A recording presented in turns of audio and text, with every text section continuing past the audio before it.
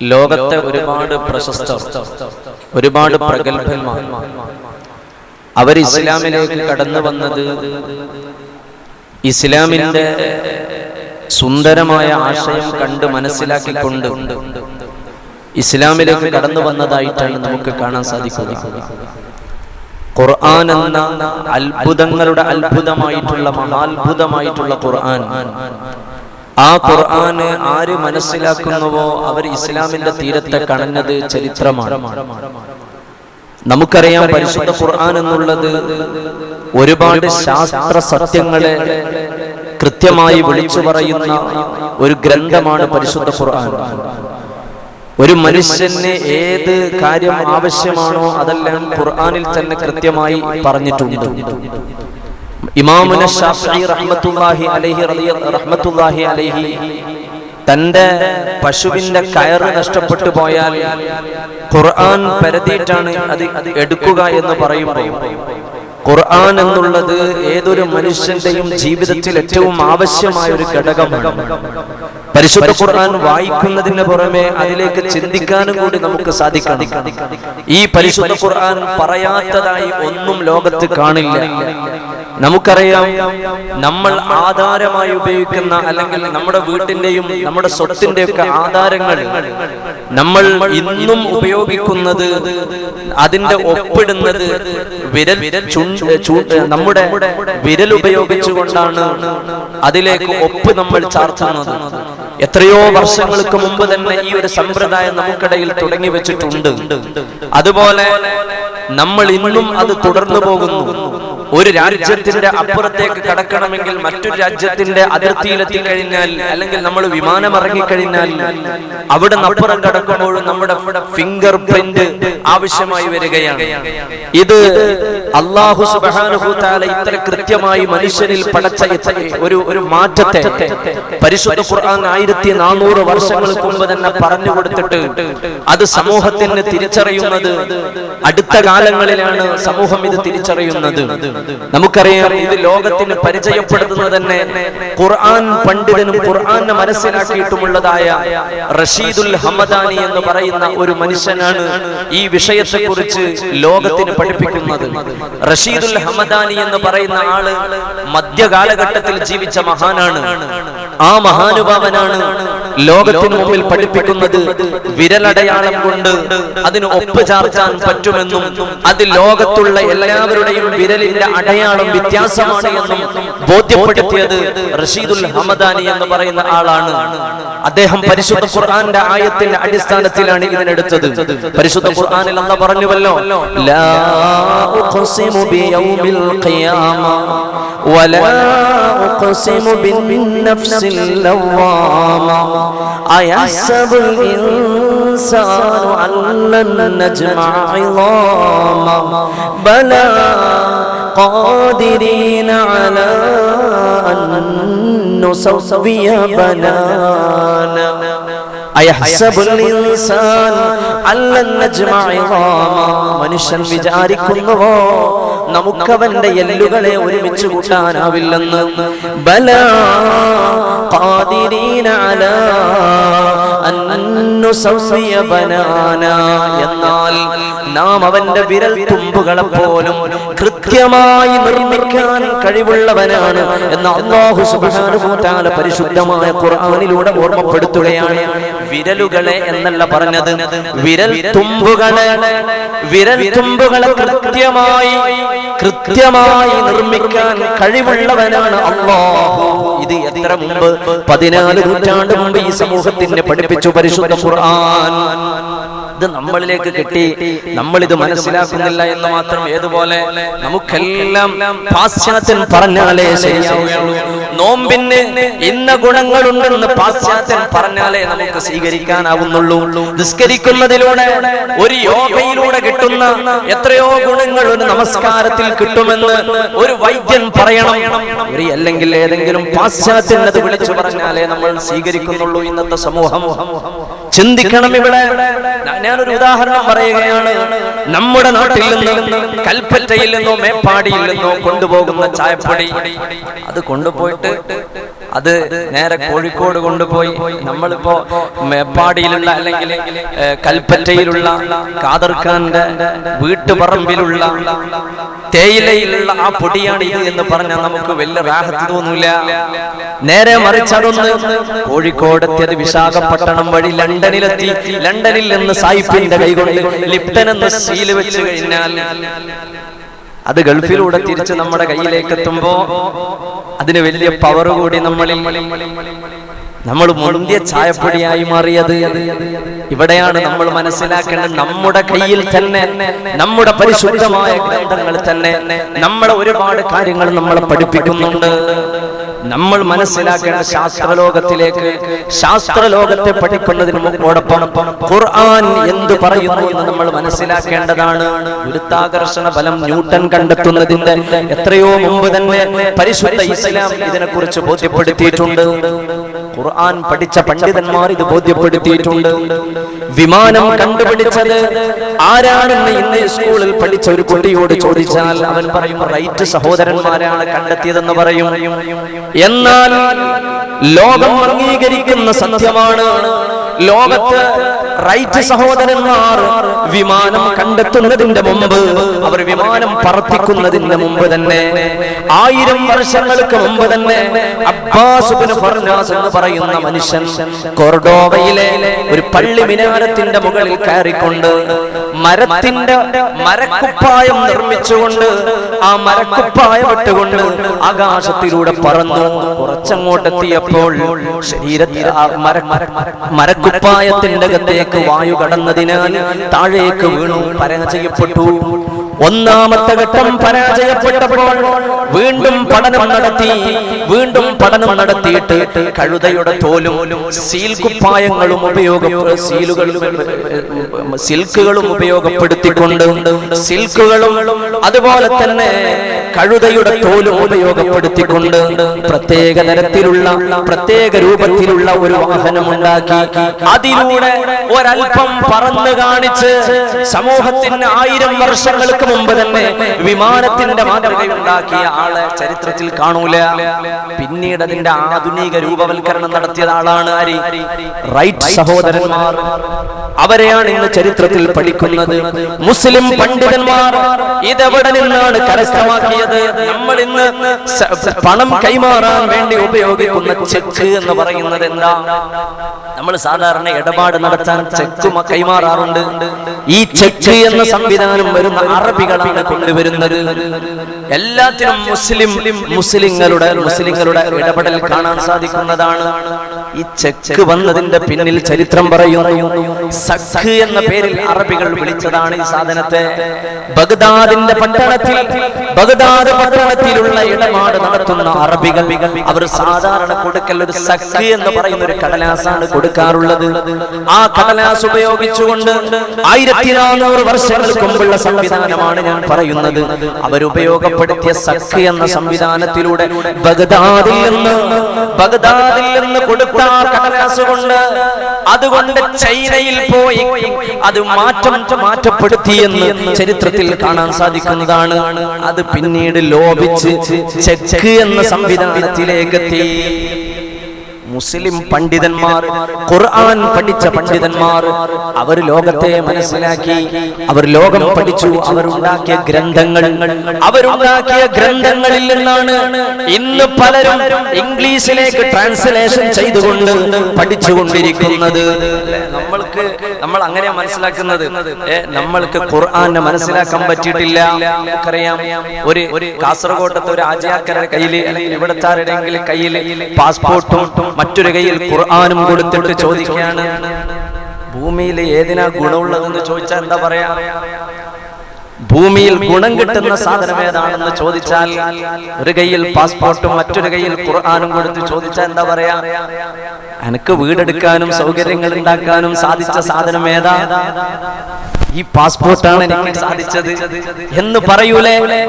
നമ്മൾ അങ്ങനെ കണ്ടിട്ടുള്ളൂ, നമ്മൾ അങ്ങനെ മനസ്സിലാക്കിയിട്ടുള്ളൂ. ഖുർആൻ അത്ഭുതങ്ങളാണ് നമ്മളെ പഠിപ്പിക്കുന്നത്. ലോകത്തെ എല്ലാ വഴികളും തുറന്നു വെച്ചിട്ടുണ്ട് ഖുർആനിലൂടെ. ആ ഖുർആൻ നമ്മൾ ഉള്ളറിഞ്ഞ് മനസ്സിലാക്കണം. അല്ലാഹു തൗഫീഖ് ചെയ്യുമാറാകട്ടെ. ഈ ഖുർആൻ പഠിച്ച പണ്ഡിതന്മാരാണ് ലോകത്തെ എല്ലാ ശാസ്ത്രത്തിനും പുതിയ പുതിയ വഴികൾ തുറന്നു വെച്ചത്. നമുക്കറിയാം ഗണിതശാസ്ത്രത്തിന് ഗണിതശാസ്ത്രം ആരാണ് പഠിപ്പിച്ചത്? ഇന്നും ഗണിതശാസ്ത്രം പഠിക്കുന്ന കുട്ടികൾ പഠിക്കുന്നുണ്ട്. ഇതിന്റെ തുടക്കം, അടിസ്ഥാനം തുടങ്ങുന്നത് അജപാലനത്തിൽ നിന്നാണ് തുടങ്ങുന്നത്. അജപാലനം എന്ന് പറഞ്ഞാൽ എന്താ? ആടിനെ തെളിയിക്കൽ, ആടിനെ മേയ്ക്കൽ. ആടിനെ മേയ്ക്കുന്നതിൽ നിന്നാണ് ഇന്ന് കാണുന്ന ഗണിതശാസ്ത്രത്തിന്റെ തുടക്കമെന്ന് ഇന്നും ഗണിതശാസ്ത്രം പഠിക്കുന്ന വിദ്യാർത്ഥിക്ക് അതിന്റെ അടിസ്ഥാനം മനസ്സിലാക്കാൻ പറ്റും. അജപാലനത്തിൽ നിന്നാണ്, ആടിനെ മേയ്ക്കുന്നതിൽ നിന്നാണ്. ഈ ആടിനെ മേയ്ക്കുന്ന സംവിധാനം എന്തായിരുന്നു? അത് ആട് മേയ്ക്കുന്ന ആള് ആടിനെ വൈകുന്നേരമാകുമ്പോൾ അതതിന്റെ സ്ഥലത്തേക്ക് കയറ്റുന്ന സമയത്ത് ഓരോ ആടും അപ്പുറത്തേക്ക് കിടക്കുമ്പോ കുറെ കല്ലെടുത്ത് വെക്കും നേരത്തെ പാത്രത്തിൽ. എന്നിട്ട് ഒരാടിപ്പുറം കടന്നാൽ ഒരു കല്ലെടുത്ത് പുറത്തു വെക്കും. അങ്ങനെ ഓരോ കല്ലുകളും പുറത്തെടുത്ത് വെച്ച് കഴിഞ്ഞാൽ അവസാനം ഒരു കല്ല് ബാക്കി ഉണ്ടായാൽ ഈ ആട് മേയിച്ച മനുഷ്യൻ മനസ്സിലാക്കും, ഒരാടിന്ന് നഷ്ടപ്പെട്ടിട്ടുണ്ട്. അല്ല, ഇന്നത്തെ ദിവസം കല്ല് വാരിയിട്ടപ്പോൾ എല്ലാ കല്ലും തീർന്നിട്ടും ആട് ബാക്കിയുണ്ടത്രയെങ്കിൽ മനസ്സിലാക്കും എന്ത്? ഏതോ ആടുകൾ ഈ കൂട്ടത്തിൽ പെട്ടിട്ടുണ്ട് എന്ന് മനസ്സിലാക്കും. ഈ ഒരു അടിസ്ഥാന കണക്കിൽ നിന്നാണ് ലോകം എന്തായത് ഗണിതശാസ്ത്രത്തിന്റെ തുടക്കം കുറിക്കുന്നത്. ആരാണ് ആട് മേയിച്ചിരുന്നത്? അമ്പിയാക്കന്മാരെ മുഴുവനും ചരിത്രം നോക്കിക്കോ, ആട് മേയിച്ചതായിരുന്നു അവരുടെ ചരിത്രത്തിൽ കാണാൻ സാധിക്കുക. അല്ലാഹു നമുക്ക് കൂടുതൽ കാര്യങ്ങൾ പഠിക്കാൻ അല്ലാഹു തൗഫീഖ് നൽകുമാറാകട്ടെ. നമുക്കറിയാം, നമ്മൾ ഇന്ന് ചായപ്പൊടിക്ക് നമ്മൾ പറയാറുണ്ടല്ലേ, ചായ കുടിക്കുമ്പോൾ കട്ടൻ ചായക്ക് നമ്മൾ പറയാറുണ്ട് സുലൈമാനി കുടിച്ചു. എവിടെന്നാ പേര് വന്നത്? എവിടെന്നാ ആ പേര് വന്നത്? സുലൈമാനി കുടിച്ചു എന്ന് ചോദിക്കാറുണ്ട്. ഇൻട്രസ്റ്റ് കിട്ടാൻ ഒരു ഉന്മേഷം ഇല്ലാത്തപ്പോ ചോദിക്കും, സുലൈമാനി കുടിച്ചാൽ ശരിയാവും അല്ലേ? പാലുള്ള ചായ കുടിക്കുമ്പോൾ മുഹ്മാഫി എന്ന് പറയും അറബികൾ അല്ലേ? പാലിട്ട ചായ കുടിക്കുമ്പോൾ സുലൈമാനി കുടിക്കുന്നു പറയും. എവിടെന്നാണ് ഈ പേര് വന്നത്? എവിടെന്നാണ് ഈ പേര് വന്നിട്ടുള്ളത്? ഇത് കടന്നു വന്നത് ലോകം ഭരിച്ച ഭരണാധികാരിയാണല്ലോ സുലൈമാൻ നബി അലൈഹിസ്സലാം. സുലൈമാൻ നബി അലൈഹിസ്സലാം ഒരു ദിവസം എത്രത്തോളം എന്ന് വെച്ചാൽ ഫലസ്തീനിന്റെ മണ്ണിൽ നിന്ന് സബ രാജ്യത്തേക്കും അതുപോലെ തന്നെ ഹദറമൗത്ത് എന്ന് പറയുന്ന 2000-ലധികം കിലോമീറ്റർ അപ്പുറത്തേക്ക് ഒരൊറ്റ ദിവസം കൊണ്ട് എത്തുകയും അവിടുത്തെ പ്രശ്നങ്ങൾ പരിഹരിച്ചു കൊടുക്കുകയും ചെയ്ത, കാറ്റിലൂടെ യാത്ര ചെയ്ത ആളാണ്, പ്രവാചകനാണ് സുലൈമാൻ നബി അലൈഹിസ്സലാം. സുലൈമാൻ നബി അലൈഹിസ്സലാം യുദ്ധത്തിന് വേണ്ടി സൈന്യത്തെ കൂട്ടി പോകുന്ന വഴിയിൽ വെച്ചുകൊണ്ട്, യുദ്ധത്തിന് പോകുന്ന സമയത്ത് വഴിയിൽ വെച്ചുകൊണ്ട് സൈന്യത്തിനിക്ക് വല്ലാത്ത ഒരു ക്ഷീണം അനുഭവിക്കുകയാണ്. അവർ മുന്നോട്ട് വരാൻ വലിയ താല്പര്യം കാണിക്കുന്നില്ല. അപ്പോഴാണ് സുലൈമാൻ നബി അലൈഹിസ്സലാം ഒരു മരത്തിന്റെ ഇല പറിച്ചെടുത്തു കൊണ്ടുവന്നിട്ട് മഹാനായ സുലൈമാൻ നബി അലൈഹിസ്സലാം എല്ലാവർക്കും കൊടുത്തു. അവർ ആ ഇലയെടുത്തു, വായലിട്ടത് ചവച്ചരച്ച് ഇറക്കിയപ്പോൾ ഒരു ഉന്മേഷം തിരിച്ചു വന്നു. പിന്നീട് ആ സൈന്യം ലോകത്തിന്റെ അവരെവിടെയൊക്കെയാണോ അവരവരുടെ നാട്ടിലേക്ക് ആ ഇല കൊണ്ടുപോകാൻ തുടങ്ങി. ഉന്മേഷമില്ലാത്തപ്പോൾ ആ ഇല വായിലിട്ട് ചവച്ചറക്കുകയാണ് ചെയ്തിരുന്നത്. അപ്പോൾ അതിൽ നിന്നാണ് പിന്നീട് ചായപ്പൊടി കണ്ടെത്തുന്നത്. നമുക്കറിയാം, പിന്നീട് അതിനെ വിളിക്കാൻ തുടങ്ങി, നമ്മള് സുലൈമാനി ചായ എന്ന് വിളിക്കാൻ തുടങ്ങി. ആരാണതിന്റെ തുടക്കക്കാരൻ? പ്രവാചകനായ സുലൈമാൻ നബി അലൈഹിസ്സലാം. അങ്ങനെയൊക്കെ ചരിത്രത്തിൽ പഠിക്കാനുണ്ട് നമ്മൾക്ക്. ഇതൊക്കെ മനസ്സിലാക്കിയിട്ടാണ് ആളുകൾ ഇസ്ലാമിലേക്ക് കടന്നു വന്നിട്ടുള്ളത്. പോപ്പ് ഗായകനായിട്ടുള്ള കാറ്റ് സ്റ്റീവൻ എന്ന് പറയുന്ന പോപ്പ് ഗായകന്മാർ എന്ന് പറയുമ്പോൾ പൊതുവെ നമ്മുടെ മൈക്കിൾ ജാക്സനെ പോലെയുള്ള ആളുകളെയാണ് മനസ്സിൽ വരിക. എന്നാൽ അതുപോലെ വലിയ സംഗീതജ്ഞനായിരുന്ന കാറ്റ് സ്റ്റീവൻ എന്ന് പറയുന്ന മനുഷ്യൻ, അയാൾ ബ്രിട്ടൻകാരനാണ്.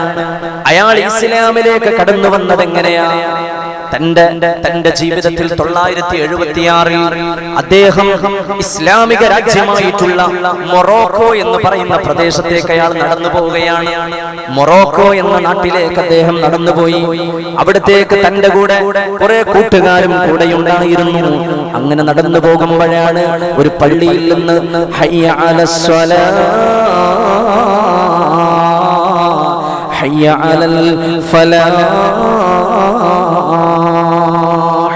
ഈ വാക്ക് കേട്ടപ്പോൾ കൂടെയുള്ളവരോട് ചോദിച്ചു, ഇതൊരു മ്യൂസിക്കാണ്, ഇതെന്തൊരു മ്യൂസിക്കാണ്? ആ സമയത്താണ് കൂടെയുള്ളവർ പറഞ്ഞത്, ഇത് മ്യൂസിക് ഓഫ് ഗോഡ്, ഇത് ദൈവത്തിന്റെ മ്യൂസിക്കാണ്, സംഗീതമാണെന്ന് പറഞ്ഞപ്പോൾ ആ മനുഷ്യൻ എഴുതുകയാണ്, എന്ത് മ്യൂസിക് ഓഫ് ഗോഡാണോ? ദൈവത്തിന്റെ സംഗീതമോ? മ്യൂസിക് ഫോർ മണി എന്ന് ഞാൻ കേട്ടിട്ടുണ്ട്, സമ്പത്തിന് വേണ്ടി സംഗീതം എന്ന് ഞാൻ കേട്ടിട്ടുണ്ട്. മ്യൂസിക് ഫോർ മാൻ പവർ എന്ന് ഞാൻ കേട്ടിട്ടുണ്ട്, എന്ത് മനുഷ്യന്റെ പവറിനും ആഭിജാത്യത്തിന് വേണ്ടി സംഗീതം എന്ന് ഞാൻ കേട്ടിട്ടുണ്ട്.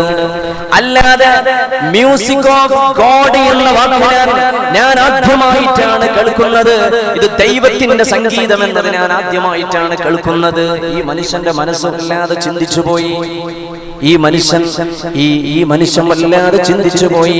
976 മൊറോക്കയിൽ നിന്ന് തന്റെ നാടാകുന്ന ബ്രിട്ടനിലേക്ക് തിരിച്ചുപോയി. തന്റെ ഒഴിവ് സമയത്ത് സാധാരണ കടൽ തീരത്ത് പോയിരിക്കലാണ് പതിവ്.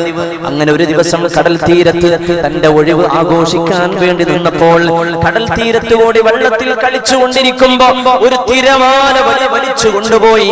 ഈ മനുഷ്യനെ വലിച്ചു കൊണ്ടുപോയപ്പോൾ ഈ സ്റ്റീവൻ കൊണ്ടുപോകുന്ന സമയത്ത് കടൽ തിരമാലകളിൽ പെട്ടുകൊണ്ട് ആരോരും രക്ഷപ്പെടുത്താനില്ലാത്ത സമയത്ത് വിളിച്ചു പറഞ്ഞു, ഓ മൈ ഗോഡ്, എന്റെ ദൈവമേ, ഇഫ് യു സേവ് മീ, എന്നെ ആരാണ് രക്ഷപ്പെടുത്തുന്നത്? എന്നെ നീ രക്ഷപ്പെടുത്തണം. I will vote for you, നിനക്ക് വേണ്ടി ഞാൻ പ്രവർത്തിക്കാം, നിനക്ക് വേണ്ടി ഞാൻ നന്ദി ചെയ്യാം എന്ന് പറഞ്ഞു. ആരാ പറയുന്നത്? സ്റ്റീവൻസ് പറയുകയാണ്. ഇത് കടലിൽ വെച്ച് പറഞ്ഞപ്പോൾ അതാ പെട്ടെന്നൊരു തിരമാലയിൽപ്പെട്ട് വീണ്ടും കരയിലേക്ക് വന്നു, രക്ഷപ്പെട്ടു. അപ്പോഴാണ് മനസ്സിൽ ചിന്തിച്ചത്, ഞാൻ ദൈവത്തെ വിളിച്ചപ്പോഴല്ലേ ഞാൻ രക്ഷപ്പെട്ടത്. ഉടനെ തന്നെ പഠിക്കാൻ തുടങ്ങി ഏത് ദൈവമാണ് ശരിയെന്ന്. ബുദ്ധമതത്തെ കുറിച്ച് പഠിച്ചു, അതിൽ നല്ലത് കാണുന്നില്ല. മറ്റു മതങ്ങളെ പഠിച്ചു, അതിലും നല്ലതൊന്നും കാണുന്നില്ല. അപ്പോഴാണ് ജെറുസലേമിലുള്ള തന്റെ ഒരു സുഹൃത്ത് ഖുർആൻ കൊണ്ടുവന്ന് കൊടുക്കുന്നത്. ഇതൊന്ന് പഠിക്കുക എന്ന് പറയുകയാണ്. ഈ മനുഷ്യൻ ഖുർആൻ പഠിക്കാൻ ഒരുങ്ങി. അവ സമയത്ത് ഈ മനുഷ്യന് തന്റെ സുഹൃത്ത് ഓതി കൊടുക്കുകയാണ്. അലിഫ് ലാം റാ തിൽക ആയാതുൽ കിതാബിൽ മുബീൻ എന്ന് തുടങ്ങുന്ന സൂറത്ത് യൂസുഫിലുള്ള ആ സംഭവം ഇങ്ങനെ പറഞ്ഞു വന്നിട്ട്, വഇദ് ഖാല യൂസുഫു ലിഅബീ യാ അബതി ഇന്നി റഅയ്തു 11 കൗകബാ والشمس والقمر رأيتهم لي ساجدين. ഇങ്ങനെയുള്ള യൂസുഫ് നബി അലൈഹിസ്സലാമിന്റെ ആ സംഭവത്തെ കുറിക്കുന്ന കഥ ഇങ്ങനെ പറഞ്ഞു. ആ ആയത്തുകൾ ഓതിക്കൊടുത്തിട്ട് ജെറുസലേമിലുള്ള ഈ സുഹൃത്ത് ഈ സ്റ്റീവൻസൺ ഇത് ഓതിക്കൊടുക്കുന്ന സമയത്ത് സ്റ്റീവൻസ് ഈ കഥ ഇങ്ങനെ കേട്ടു. ഈ കഥ ഇങ്ങനെ മനസ്സിലേക്ക് കൊണ്ടുപോയി. ആ സമയത്ത് തോന്നി ഇതൊന്നൊരു മഹാത്ഭുതത്തിന്റെ ഗ്രന്ഥമാണ്. അങ്ങനെ ആ മനുഷ്യൻ ഈ സൂറത്ത് കേട്ട് ഈ കഥ കേട്ടുകൊണ്ട് ഇസ്ലാമിലേക്ക് കടന്നു വരികയാണ്. ഇയാളുടെ മനസ്സിൽ നേരത്തെ ഉദിച്ചിട്ടുണ്ട്. എവിടുന്ന്? മൊറോക്കോയിലെ പള്ളിയിലെ ബാങ്ക് കേട്ടപ്പോൾ തന്നെ മനസ്സിലേക്ക് ഇസ്ലാമിനോടൊരു ആശ തോന്നിയിട്ടുണ്ട്. ഈ മനുഷ്യനതാ അവിടുന്ന് ഇസ്ലാമിലേക്ക് കടന്നു വന്നു. 978 അയാൾ ഇസ്ലാമിലേക്ക് കടന്നു വരുന്നത്. എന്നിട്ട് അയാൾ പേര് മാറ്റി ഷെയ്ഖ് യൂസുഫ് അലി യൂസുഫുൽ ഇസ്ലാം എന്ന പേരിൽ യൂസുഫുൽ ഇസ്ലാം എന്ന പേരിൽ അയാളെ ലോകം അറിയപ്പെടുന്നുണ്ട്. യൂസുഫ് നബി അലൈഹി സ്വലാമിന്റെ കഥ മനസ്സിലാക്കി ഇസ്ലാമിലേക്ക് കടന്നു വന്നിട്ട് ആ മനുഷ്യൻ പേരിട്ടു യൂസുഫുൽ ഇസ്ലാം എന്ന്. ഇന്നും ആ മനുഷ്യൻ ത്വലഅൽ ബദർ പാടിക്കൊണ്ട്, ബദർ ബൈത്തുകൾ പാടിക്കൊണ്ട്, ബുറുദകൾ പാടിക്കൊണ്ട് ലോകം അറിയപ്പെട്ട ഗായകനാണ് യൂസുഫുൽ ഇസ്ലാം എന്ന് പറയുന്നത്. ഇന്നും ബ്രിട്ടനിലെ, ഇന്നും ലണ്ടനിൽ ഒരു മദ്രസ അധ്യാപകനായി ജോലി ചെയ്യുകയാണ് ഈ മനുഷ്യൻ. ആര്? ഈ മനുഷ്യനാണ് ചിക്കാഗോയിലേക്ക് പോകാൻ വേണ്ടി വിമാനത്തിലേക്ക് കയറി, ചിക്കാഗോയിലേക്ക് പോകാൻ കയറി വിമാനത്തിൽ യാത്ര തുടങ്ങി. അപ്പോഴാണ് എയർ ഹോസ്റ്റസ് വന്നിട്ട് ഒരു പാത്രത്തിൽ കത്രികയും ബ്ലേഡും കൊണ്ടുവന്നിട്ട് കൊടുക്കുന്നത് ഈ മനുഷ്യന്റെ കയ്യിൽ. കൊടുത്തപ്പോൾ എന്തിനാണ് ഈ ബ്ലേഡും എന്തിനാണ് ഈ കത്രികയും എന്ന് ചോദിച്ചപ്പോൾ അവിടുന്ന് വിമാനത്തിലെ ജീവനക്കാര് പറയുന്നത്, നിങ്ങളെ മുഖത്തുള്ള ഈ താടി അത് ടെററിസത്തെ കുറിക്കുന്നുണ്ട്. ഒരു ടെററിസ്റ്റിനെ പോലെയുണ്ട് നിങ്ങളെ താടി കാണുമ്പോൾ. നിങ്ങളെ ഈ നീണ്ട താടി കാണുമ്പോൾ ഒരു ടെററിസ്റ്റിനെ പോലെയുണ്ട്. ഈ വിമാനം ചിക്കാഗോയിലേക്ക് പോകാൻ, നിങ്ങളെയും കൊണ്ടുപോകാൻ പ്രയാസമുണ്ട്. യൂസുഫ് അലൈഹി ഇസ്ലാം പറയുകയാണ്. യൂസുഫ് അലൈഹി ഇസ്ലാം ചോദിച്ചു, ഞാൻ അവിടത്തേക്ക് പോയാൽ എന്നെ പുറത്തിറക്കൂലേ? അപ്പം പറഞ്ഞു, വിമാനത്തിൽ നിങ്ങൾക്ക് അവിടെ കൊണ്ടുപോയി ഇറക്കാൻ നിങ്ങൾക്ക് അലോഡില്ല. അതുകൊണ്ട് ഈ വിമാനം ടച്ച് വിമാനമാണ്. വഴിയിൽ വെച്ചുകൊണ്ടൊരു സ്ഥലത്ത് നിർത്തുന്നുണ്ട്. അവിടെ നിങ്ങൾ ഇറങ്ങിക്കോ, പോയിക്കോളൂ. അവിടുന്ന് അങ്ങോട്ട് പോകണമെങ്കിൽ നിങ്ങളുടെ താടി നിങ്ങൾ ക്ലീൻ സേവ് ചെയ്യണമെന്ന് പറഞ്ഞപ്പോൾ പറഞ്ഞ വാക്കെന്താണെന്നറിയുമോ? സുന്നത്തു ഹബീബി, ഇതെന്റെ ഹബീബിന്റെ സുന്നത്താണ് ഞാൻ ചെയ്യുന്നത്, എന്റെ ഹബീബിന്റെ സുന്നത്താണിത് എന്ന് പറഞ്ഞിട്ട് ഇസ്ലാമിന്റെ ആശയങ്ങളെ മുറുകെ പിടിക്കാൻ ഈ മനുഷ്യനെ സഹായിച്ചത് ഏത് ഗ്രന്ഥമാണ്? പരിശുദ്ധ ഖുർആനാണ്. പരിശുദ്ധ ഖുർആനാണ്. നമ്മളെ കയ്യിൽ ഈ ഗ്രന്ഥമുണ്ട്, നമ്മൾ വേണ്ട പോലെ ഉപയോഗപ്പെടുത്തുന്നില്ല. അല്ലാഹു നമുക്ക് ഹിദായത്ത് പ്രദാനം ചെയ്യുമാറാകട്ടെ.